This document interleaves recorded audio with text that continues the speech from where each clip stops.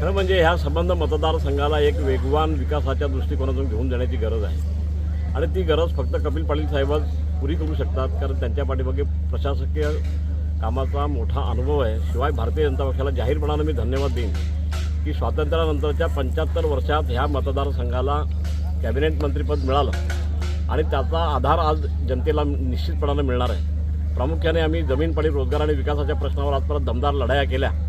या दमदार लढाया सुरू असताना आजपर्यंत ज्यांनी आम्हाला कोणीही मदत केलेली नाही अशा लोकांना समाजाच्या नावावर मतं मागण्याचा कुठलाही अधिकार नाही.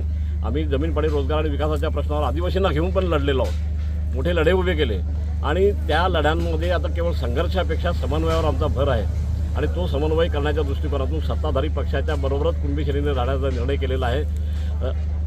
कुठलीही लोकसभेची निवडणूक जी आहे ती एखाद्या जातीवर होत नाही, ती राष्ट्रीय प्रश्नांवर होत असते आणि समाजाच्या नावावर जर मतं काढायला गेले तर लोकसभा मतदारसंघ हा फार मोठा असतो आणि ह्या मतदारसंघात विविध जाती जमातींचं प्राबल्य आहे आणि त्यामुळे त्या सगळ्यांना बरोबर घेऊन जाण्याची वैचारिक क्षमता ठेवावी लागते. एखाद्या जातीच्या नावावर जाऊन चालत नाही, हा आम्ही अनुभव घेतलेला आहे आणि त्यामुळे बाकीच्या लोकांनी अनुभव घ्यावा, त्या फंदात पडू नये असं मला वाटतं.